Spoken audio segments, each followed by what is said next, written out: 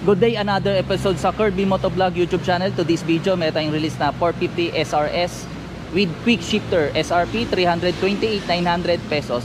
Ito yung 450 SRS na may quick shifter, pero up lang yung quick shifter nya, walang downshift siya. Bale, ito yung nasa harapan natin is yung kulay black nya. Yung isang i-release natin yung kulay white sa client. Yun po yung napili niya, gold yung mugs. Ito yung black, tas black din yung mugs. Okay, samahan nyo ako guys, demo natin sa client. Let's go! Sir, ito na po dalawang susi. Pagbukas ng tangke, ito po, 14 liters capacity. Premium po ang gas niya, sir, 95 octane. Tapos pag start, sir,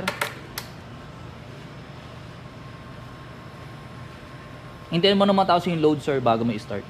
Sample, sir, dapat naka-neutral. Pag naka-first green din siya may i-start. Ito yung pag-start, sir. Bago mo sa i-rev or pa-under that may 60 Celsius. 44 pa lang. Painitin mo muna, sir. May cold start. Check signal light, sir. Right side, left side. Hazard sa unahan. Dito po nakalagay. Brake light sa unahan. Rear brake. Yung tail light, sir, naka-on lagi yan. Sample, sir, naka-side stand. Tapos first gear ka, mamamatay. For safety features niya, sir. May sensor, sir. Try naman natin yung unahan. Headlight, sir, always on, sir, ah. Signal light, sir, nandito po sa side mirror. Right side, left side. Hazard sa unahan. High and low. Passing, kung lang mag-overtake ka. Busina, sir, ito po. Yung high and low, sir, dito lang pupush mo lang, tutulak mo lang. Passing. Eh, sir, 60 Celsius na, sir. Unang rev, sir, ikaw.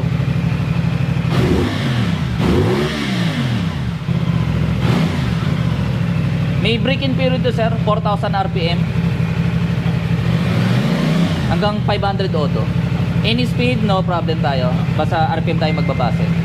6,000 RPM pag nag 501 auto naman. Pwede naman lumampas, wag lang palagi. Pag naka 1,000 auto, yun, sabay change oil, pwede na sumagad ng RPM. Unang change oil, sir, 1,000 auto or 1 month. Free yung service o yung labor, pero yung oil binibili. 2.5 liters ang capacity, sir. Kasama na yung pagtanggal ng oil filter. Tapos dito nakikita yung oil, sir, kung marumi pa o malinis. 5 coupon, sir, yung libre. Tapos ABS, harap at likod. Yung traction control, sir, sa likod lang po. Menu, sir, ito po. Select information. Nakikita sa panel, traction control. Kung gusto mo i-off, pwede nyo i-off din siya. Ito po yung emergency signal light. Sample ng engine brake, iilaw siya. Parang reminder lang na nag-emergency yung pagpreno mo.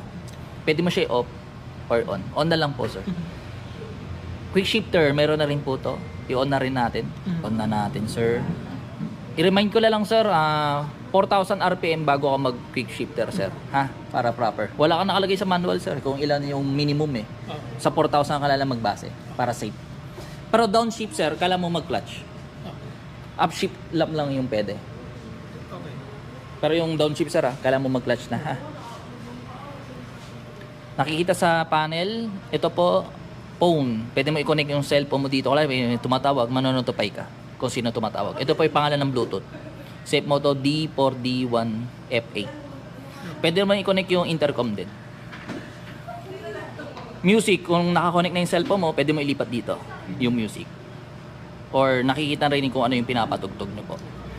Device connection, ito yung pangalan sa Bluetooth. Information, audio lang, sir. Yung nakikita sa panel. Information 2. Ilagay ko lang po sa voltage para importante. Brightness, auto brightness, para madilim or nagliwanag yung paligid mo, nag-adjust yung panel kung ano yung brightness. Unit, yung format, sir, km na lang, sir, no? Celsius, yung pressure ng tire pressure, gawin ko lang PSI, no, sir? Time format, sir, 24 hours o 12 hours? 24? Ano oras po sa'yo, sir? 3?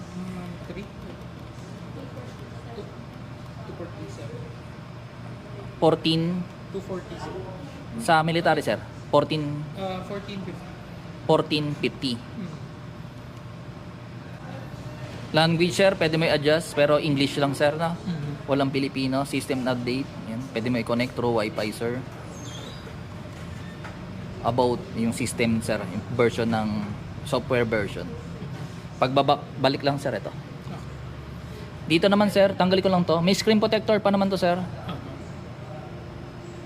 Tanggalin ko lang po to. Nakapatay sir, naka-on pa yung check engine, tas itong ABS. Pag yung ABS mawawala yung kapag umandar na. Tas yung Celsius, ito po. Yung sa PSI, yung hangin ng gulong sa unahan tsaka sa likod, natidetect niya po ang ilan ng PSI. Ang PSI po nito sa unahan is 33, sa likod is 36. Based on manual sir. Odo, dito sa nakikita, nalilipat din yan sir dito. Kilometers per liter dito sa baba po. Time, 10 minutes siya nakabukas mula nilagay po yung battery. Average, yan.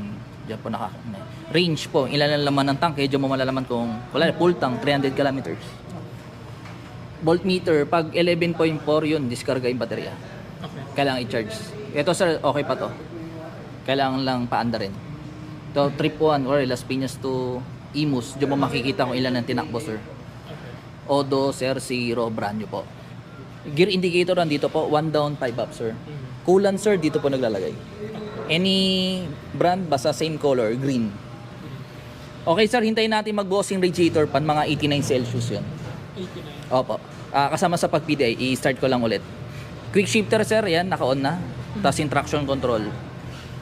Yung traction control, pag naka-off, naka-gano po yung slash.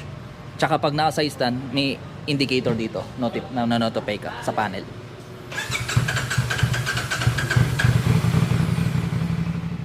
Sir, yung 450 SRS, single swim arm siya sir ha.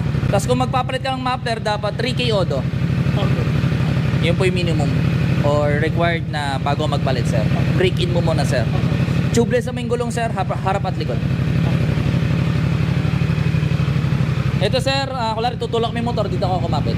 Or magpapadak stand. Kung may nabibili naman ng padak stand, yung parang tube siya. Tapos dagdagan lang ng gas mamaya sir. Pag sa expressway sir, pwede mo nang lagyan ng RFID dito pag auto sweep, pag sa mga SLEX. Pag NLEX o easy trip, kailangan ng ORCR bago lalagyan. Yung ORCR sir, i-update ka lang ng agent mo sir ha. Yung caliper nito is frame po yung harapan, pero yung likod hindi po. May nabibili slider ito sir, dito yung nilalagay. Oo. Kaso pwede mabangga yung tuhod mo eh. Oo. Tapos pwede mong lagyan ng radiator cover. Yan sir. Kung magpapalit ka ng busino, dagdag ka ng ilaw pwede, basta walang putol sa wire para hindi ma-void yung warranty mo. Warranty sir, 2 years engine, 1 year electrical. Tapos 5 coupon yung libre, yun yung nasabi ko kanina, para sa service. Hintayin lang natin mag-boss yung radiator pan sir ha. MT450 sir yung napapalitan ng interface. Pero ito sir, may PSI naman na detect niya sir. Yung So yung takip ng gulong nito, hindi pwedeng palitan. Hindi ba dito na-detect yung PSI niya? hindi ko sure sir ha. Wait Sa lang. kotse kasi dyan eh. Oo nga. Sa takip.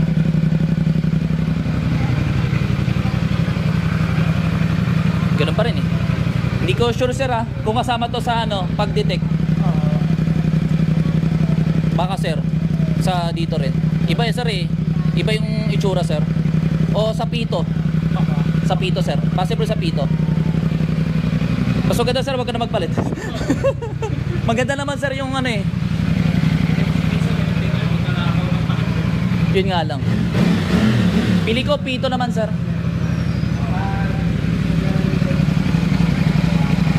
Pero sa bagay kasama ito sir eh. Parang merong iba. Buong set ng pito sir.